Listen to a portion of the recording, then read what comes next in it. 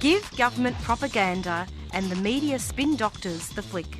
And check out Doin' Time for news, views and tunes on prison issues from Guantanamo Bay to Christmas Island to prisons and detention centres everywhere.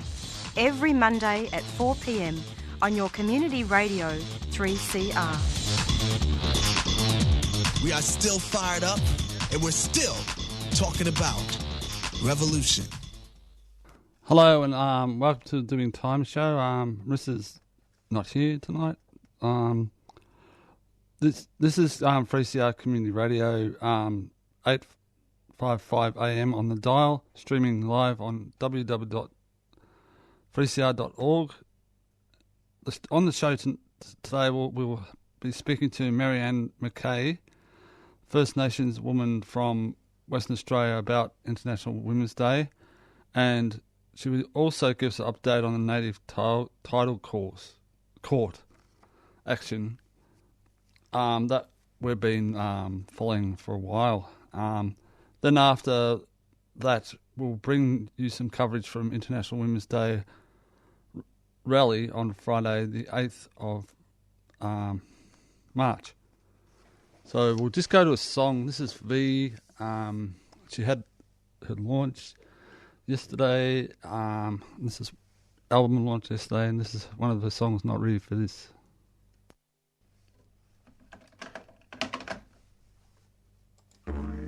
Help 3CR support the rights of Indigenous Australians.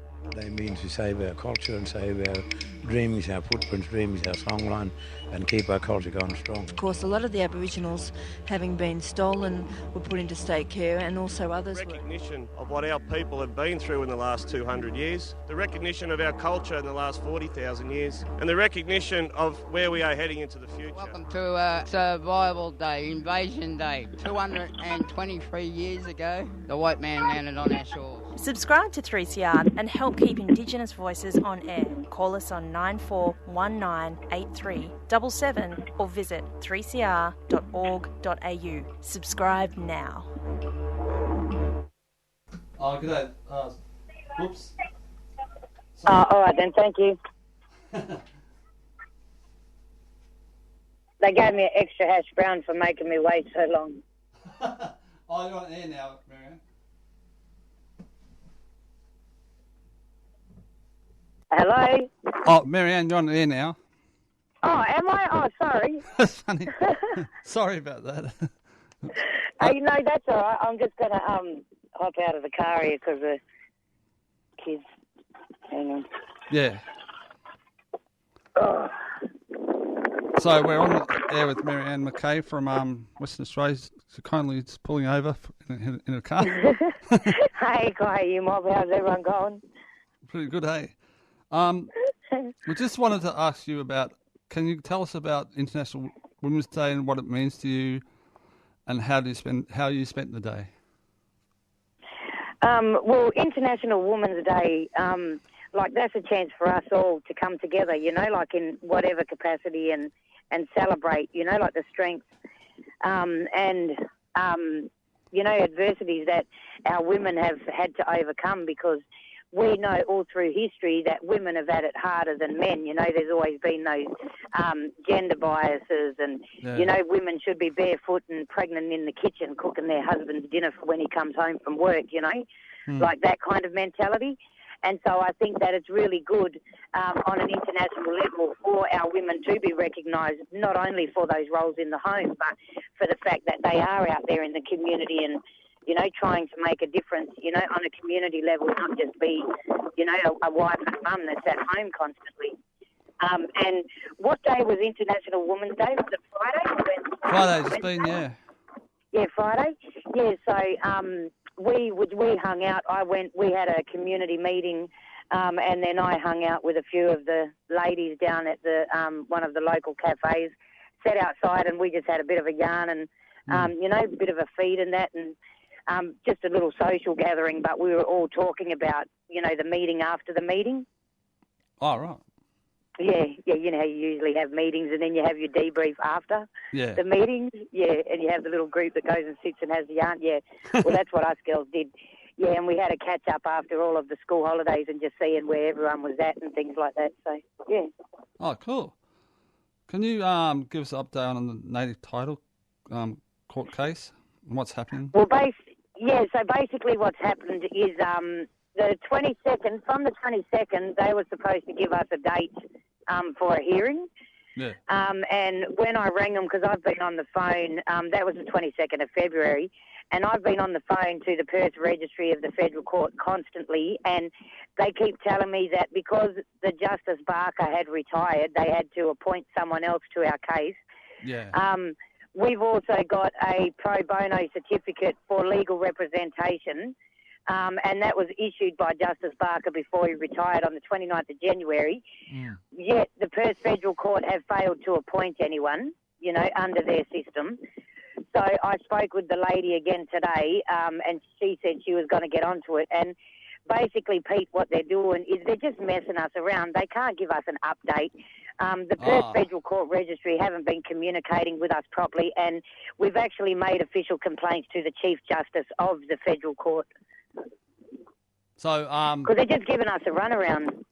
Could you tell the listeners what the court case was about? Because people might know. So, yeah, for people who don't know, so what happened is we've got a native title settlement that the West Australian former Liberal government put to the table to stop our native title claims in the court. So basically what they offered was a $1.3 billion settlement package where $500 million goes into a trust account for 12 years or whatever and then accumulates. And then there's like $10 million a year siphoned into. They want to create 6 regional corporations.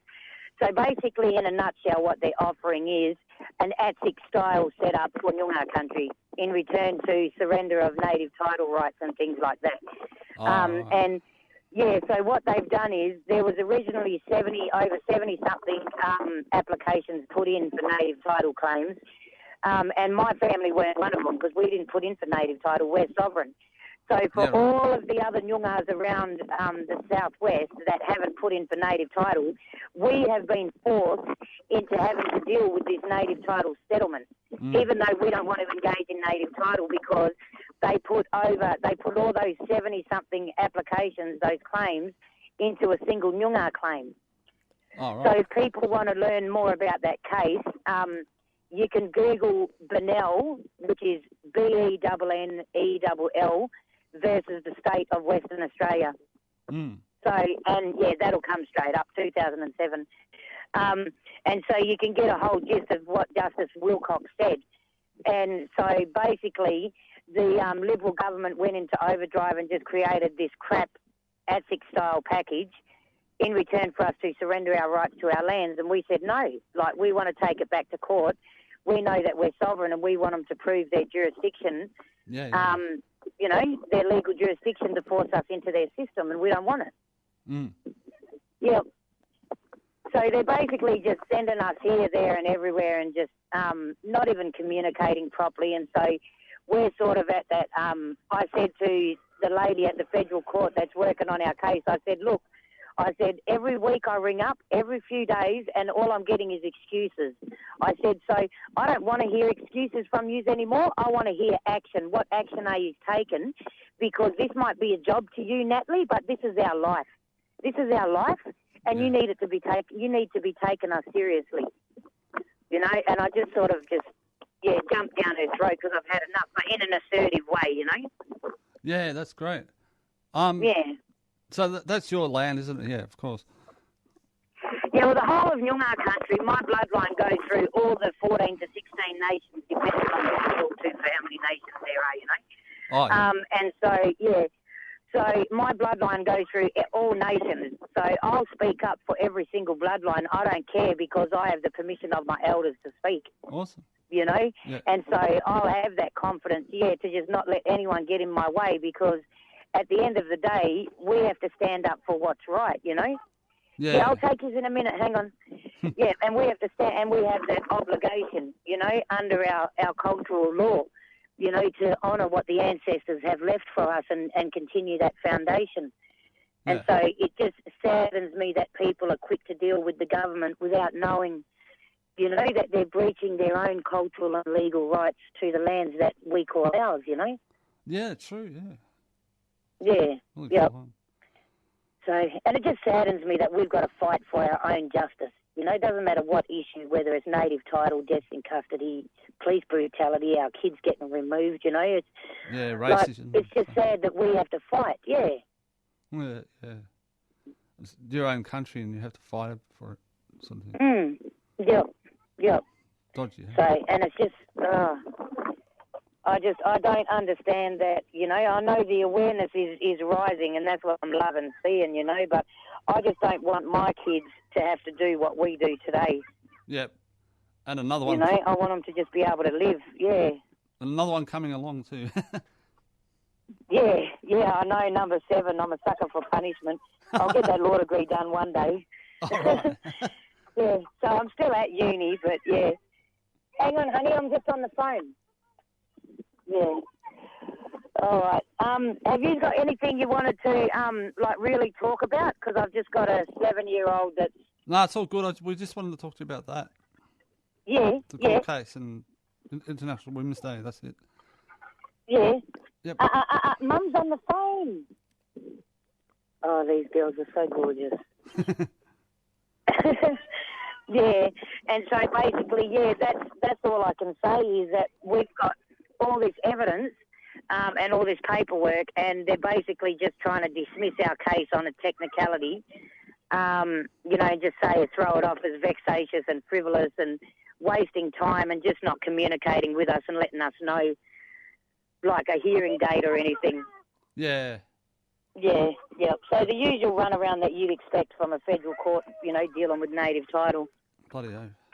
All right, Marianne, thanks a lot. Yeah. We'll let you get back to your kids. A busy woman you are. Yep. Mummy duties. Okay. Take care of yourself. Thanks. All right, then you take care too, eh? Yep. See ya. Yeah. And that was Marianne McKay from Western Australia, a Noonga woman. Help 3CR support the rights of Indigenous Australians. They mean to save our culture and save our dreams, our footprints, dreams, our songline, and keep our culture going strong. Of course, a lot of the Aboriginals, having been stolen, were put into state care, and also others were. Recognition of what our people have been through in the last 200 years, the recognition of our culture in the last 40,000 years, and the recognition of where we are heading into the future. Welcome to Survival Day, Invasion Day. 223 years ago, the white man landed on our shores. Subscribe to 3CR and help keep Indigenous voices on air. Call us on 94198377 or visit 3cr.org.au. Subscribe now. Now we're going to go to the broadcast of International Women's Day on Friday. The speakers were First Nations people from Belinda and April, the daughters of Tanya Day, Marissa from this radio show, and sex worker Jane Green, and a union delegate Laura Watson from the ACTU and FNWA. So we'll just go to that now.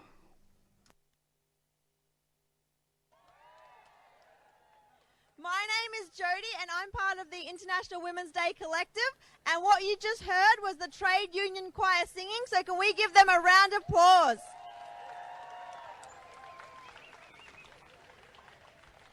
Before I go any further, I would like to acknowledge the traditional custodians of the land on which we're meeting and holding this rally today, the Wurundjeri people of the Kulin Nations, and I'd like to pay my respects to their elders, past, present and emerging, and importantly to acknowledge that this land was stolen, it was never ceded, and it always was and always will be Aboriginal land.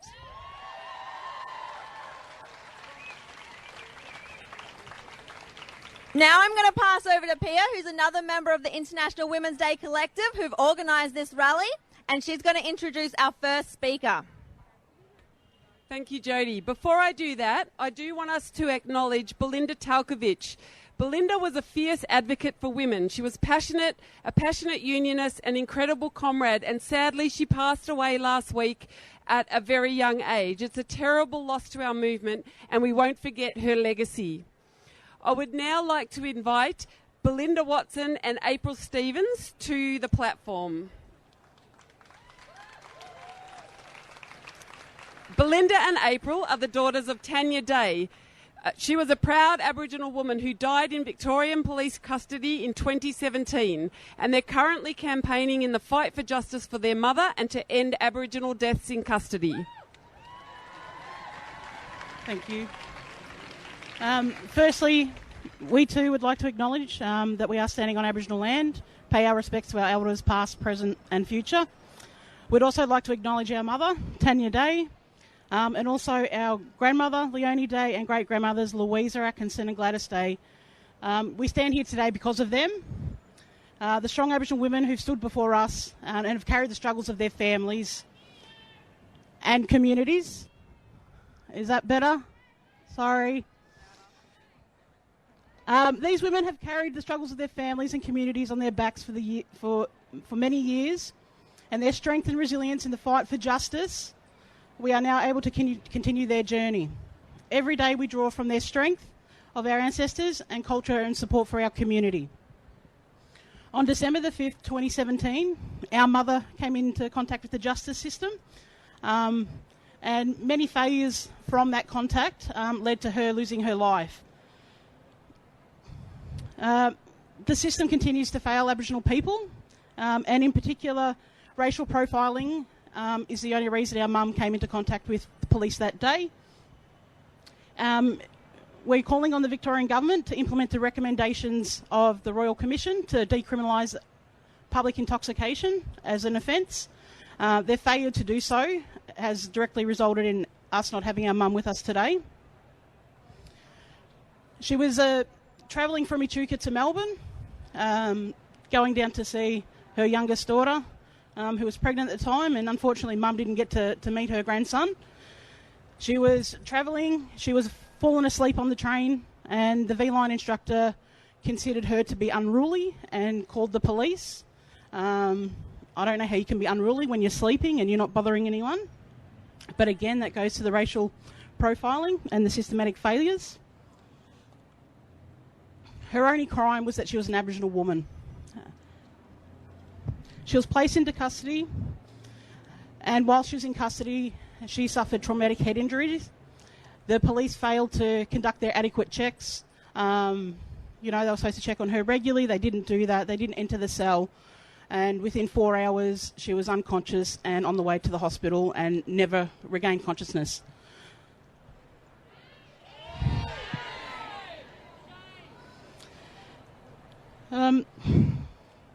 Again, I just want to talk about the fact that there's multiple reasons for the reason that our mum's not here, and it's, from many government agencies, so V-Line, the police, the ambulance, all of them failed mum, and her last days on this earth were very traumatic, and we're wanting to make sure that people don't have to experience what we've had to, and certainly people don't have to experience what she had to go through as well.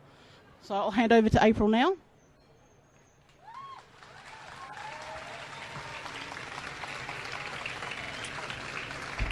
Our mum was a proud Aboriginal woman. She loved her family and community strongly. Mum was well known for her cooking, fashion and love for the Rabbitohs. She was strong in her convictions and her opinions. She would often use her passion and voice to call out injustices faced by Aboriginal people and to stand with the families of deaths in custody. For all her strength, Mum had experienced hard and trying times in her life, with losing her 4-month-old son Luke to SIDS, which she could never recover from. Later on, losing her mother, brother, nephew and sister. This was evident in her struggles to have fulfillment in her life. For all that, she managed to pursue a life of activism to help others, and for that, she is our inspiration and our motivation. We won't rest until she gets the justice that she deserves. Her life and her presence in this world was taken from us because the Victorian Government continues to ignore the recommendation that was made nearly 30 years ago to decriminalise public intoxication. a law that's been used time and time again to target Aboriginal people, Torres Strait Islander people and people of colour. It's simply not good enough. It needs to be changed now before someone else has to endure what our mother did and what we are now. There's no more time for excuses. The coroner has foreshadowed her recommendation to abolish this law as a result of what our mother went through. Help us honour her memory. Please sign and share her petition. Please share her story far and wide. That could be anywhere, in your workplaces, sporting clubs, online, so Twitter, Facebook, Instagram, absolutely anywhere. The further this story goes, the more people are going to be aware of what's going on and the more likelihood we're going to be able to get change. The more support we have, the more pressure that we can put on the Victorian government to finally act. Would also like to invite anybody that would like to come along to her next Directions hearing, which is on the 19th of March. That's at 9 o'clock. We'll have a smoking ceremony and a welcome to country by Wurundjeri. So if everybody could be there, that would be great. You know, they're not going to be able to ignore the support and numbers. We'll have media there to make sure that none of that is going to be forgotten or excused. We've also got some clipboards with Mum's paper petition, which will be tabled in the Parliament. So if you're happy to grab a clipboard and get that around to get some signatures, that'll be great. And then at the end, if you just pop it back up on the truck, and then we can get that to our lawyers. So we want to thank everybody for being here today, and for everybody that's already shared Mum's story and that has signed the petition. And we hope that we can get some more further supporters from today. Thank you. Thanks, April and Belinda. Please grab hold of that petition and sign it and get it back up to the truck as requested. I'd like to now call Marissa Spasaro to the stage. Marissa is a radio broadcaster at 3CR Community Radio and works on the prison show Doin' Time. Her media primarily focuses on exposing the injustices and the discriminations surrounding those incarcerated in prisons and detention centres, and also building the movement to stop Aboriginal deaths in custody. She's here today to talk about disability rights and violence against women.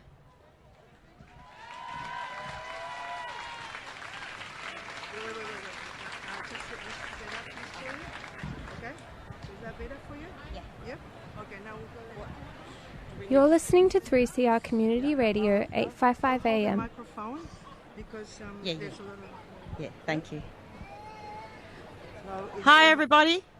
Happy International Women's Day, but after hearing that speech, there's absolutely nothing to celebrate. I'd like to start off by acknowledging the traditional owners of the land on which we stand today, the Wurundjeri people of the Kulin Nation, and pay my respects to their elders past, present and future. My name is Marissa Spasaro, and I'm here today to talk about the rights of women with disabilities on this very special International Women's Day. To be clear, I am not a disability rights activist, and I have not won any awards for mentoring people with disability. Just because I am blind, it does not mean that I have to work or associate with blind and vision impaired people just because there is a disability in common. That includes not going to the blind cricket. My skills and experience are in the areas of media and working with all struggles, including building the movement to stop Aboriginal deaths in custody. Being a radio presenter at 3CR for many years is a vehicle for that work. Having said this, I have participated in some disability rights activism. In a time when governments use divide and conquer tactics that splits communities, we need to be forever vigilant. In this time of homophobia, racism and ableism, violence against women with disabilities, and indeed violence against all women, must stop. It is clear that women with disabilities are excluded from policy and decision making. We also need more innovative programs for self-defence for women with disabilities. It is unacceptable that women with disabilities are often told that they cannot participate in self-defence, especially blind women who are told that they just can't orchestrate the moves. The Australian Federation of Disability Organisations commends the Senate for approving the motion from Green Senator Jordan Steele-John to establish a Royal Commission. into violence, abuse, exploitation and neglect for people with disability in institutional and wider community settings across Australia. Women with disabilities have been portrayed as passive, angelic and vulnerable. I have made it my business to learn some self-defence, but I am self-taught. So look out. My journey has been long and hard. So the demand is end government repression against all self-defence forces and Indigenous communities. Violence against women is not just about partner abuse, it's about being sexually and physically abused in institutions, at work or on public transport. Women with disability need to join unions. Everyone has the right to access education, freedom from discrimination and violence. Historically, and perhaps not so recognised, there were women behind the fortification of the Eureka Stockade on that fateful morning of the 3rd of December in 1854. Did you know that the Women's Christian Temperance Union supported the men and women who carried the Pilbara past the strike of 1946 to 1949, the longest-running strike in Australia's history, sometimes known as the Blackfellas Eureka? Transformative justice is an excellent framework to use when dealing with violence against women with disability. That is, there needs to be violence, systems of oppression and exploitation and colonisation, domination and state violence. Now, I don't think I'm going to have time to go through everything, but just to summarise, in transformative justice, it's about healing and accountability and fighting oppression and change. And it's important to address state violence in particular and individual violence which is evident in shifting power, accountability, healing, safety. How much time do I have left? 2 minutes. So I'll just use the next 2 minutes to say goodbye. Giselle did ask me to speak about the disability insurance scheme. All I'll say about that is it's a damned waste of time. Yeah. And I'll just read out a quote from Helen Keller. I know that the theme this year is gender balance. I was going to read out a quote by Malcolm X to represent men as well, but I haven't got time. So I'll just give you Helen Keller. And Helen Keller was awesome. You guys know Helen Keller? Yeah. Well, not just guys. Everybody? Yeah. If I cannot see the fire at the end of their cigarettes, neither can they thread a needle in the dark. Thank you.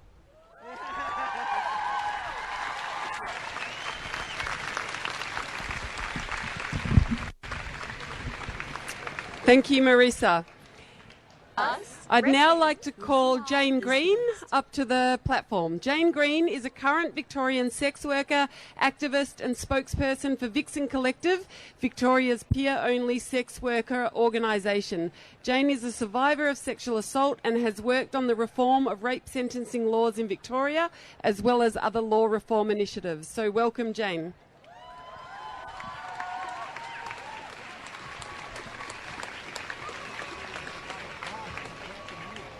Hi. I'd like to start by acknowledging that we're here today on the lands of the Wurundjeri people of the Kulin Nation and pay my respects to their elders past, present and emerging. This is stolen land to which sovereignty was never ceded. My name is Jane Green and I'm a current Victorian sex worker. I'm speaking today as a sex worker and also on behalf of Vixen Collective, Victoria's pair-only sex worker organisation.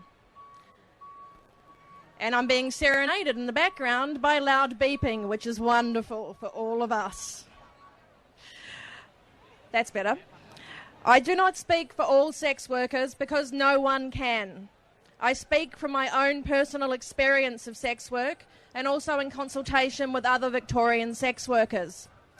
In Victoria, sex workers work under laws that increase our risk of experiencing violence at work. We work under what is called a licensing system. In this system, sex work is permitted under very specific conditions.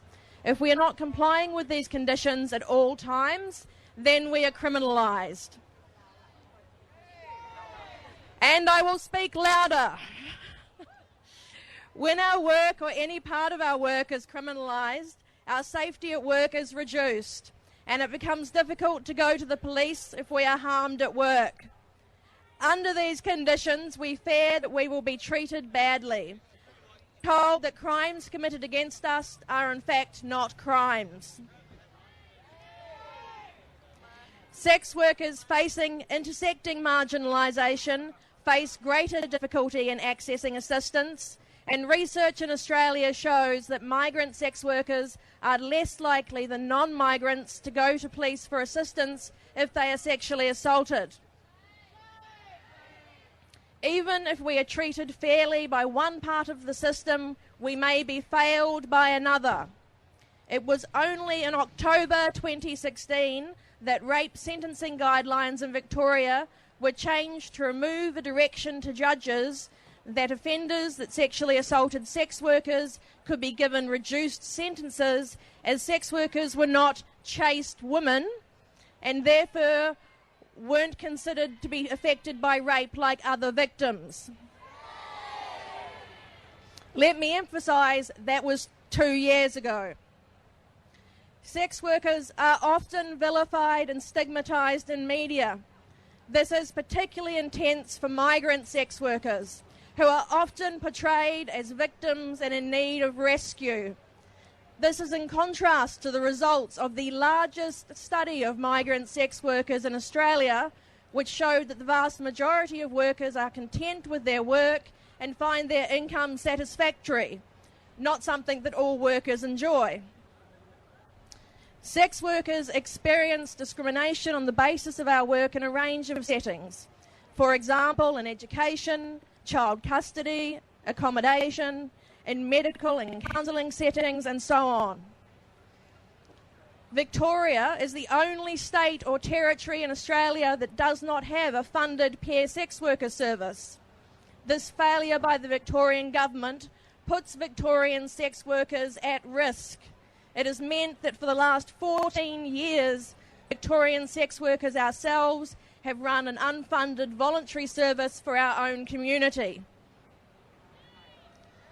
Yes, shame. As sex workers, the fight for our rights is not just about us.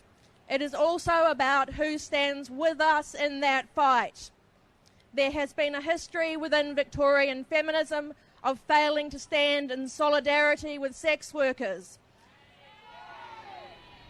This history is changing, and it continues to change. It changes every time sex workers take the stage at feminist events like International Women's Day.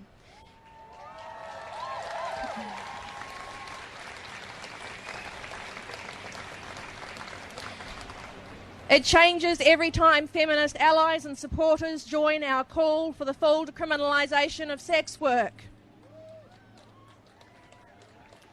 It changes when feminists and feminist organisations speak out on issues that affect sex worker community and call for action beside us. And it changes every time one of you individually call out whorephobia. And so that is my call to you today. Listen to sex workers. Speak out against whorephobia and stand with us in the fight for sex worker rights. And I'd like to ask you to do this specifically in a couple of ways. One, follow us on Twitter. It's pretty simple. It's just at Vixen Collective, and you can see what we're doing and help where you can.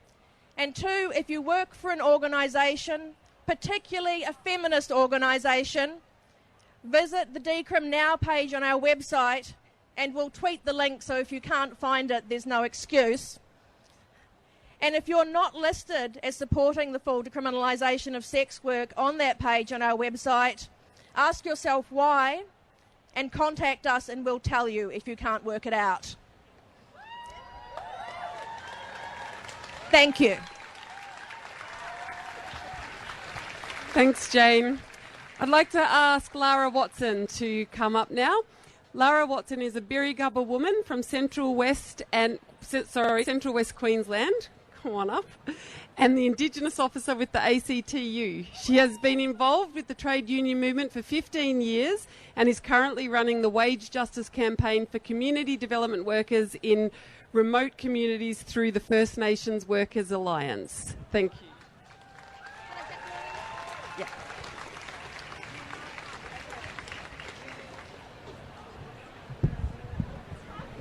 Wadamuli, everyone. I'd like to acknowledge all language groups of the Kulin Nation and thank them for allowing me to walk on country and pay my respects to elders past and present.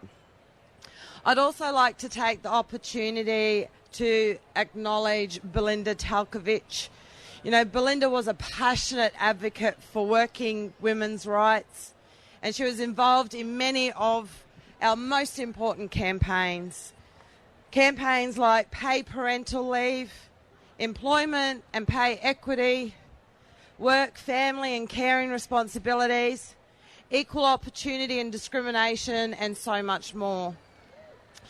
Belinda worked with Victoria Trades Hall both at a state, national and international level for the push of recognition and education on family and domestic violence in industrial agreements.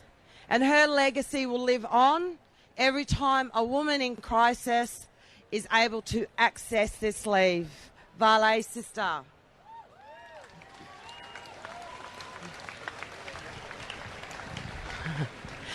It's common knowledge that gender violence is an epidemic in Australia. Women are experiencing violence in their workplace, in their homes, and everywhere that they go. We need to change the rules for working women and all women that experience violence.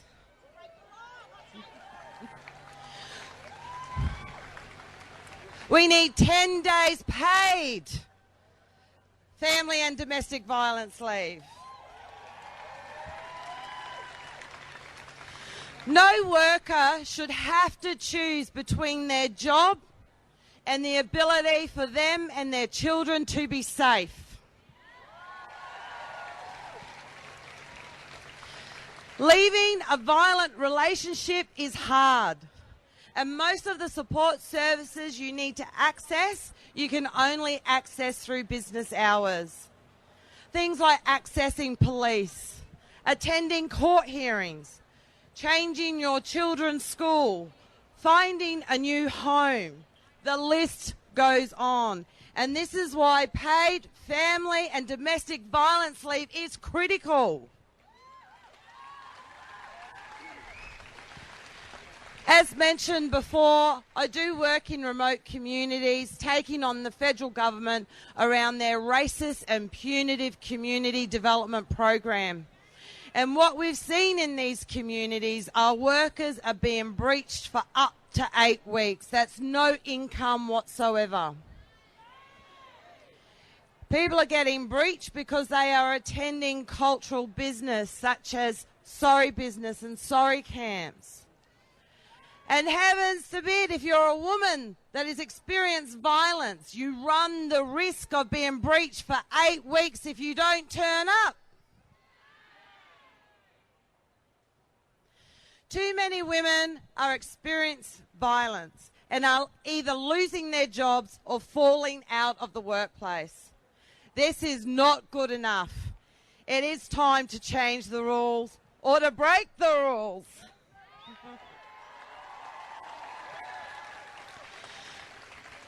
We need paid family and domestic violence leave, and we need it now, and we won't wait. We won't wait! We won't wait! We won't wait! We won't wait! Do you want me to do that? Yeah. Thank you.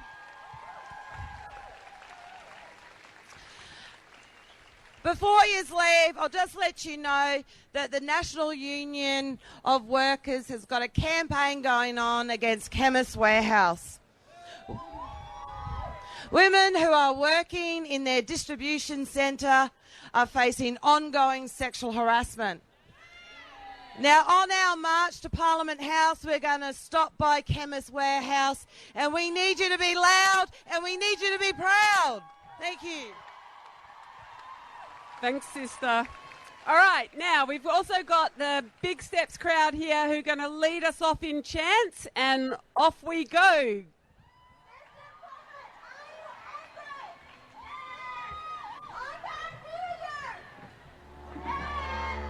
Healing, perpetuating... Oh, sorry about that. Was back to the broadcasting. Anyhow, that was International Women's Day on Friday. With the speakers, 4 speakers at the start. We'll just go to an announcement. 3CR are selling keffiyeh Palestinian scarves in support of the last factory that produces them in Hebron, Palestine. All profits will be donated to the reconstruction efforts in Gaza and support Palestinian industry. These are traditional scarves available in red and black, or you can choose from a modern design. Go to 3cr.org.au/shop to buy online or drop into the station during business hours.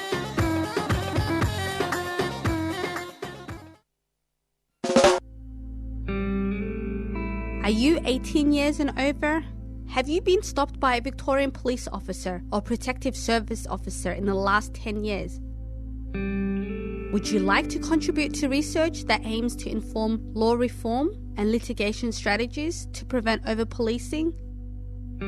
Go to policestopsurvey.online for more information and to take part. That's policestopsurvey.online, a 3CR supporter. I am sailing on the deep blue water. We sail for human rights, Indigenous sovereignty and climate justice. Our destination is Manus Island. Join us for the Freedom Flotilla. Sailforjustice.org. Get on board. A 3CR supporter.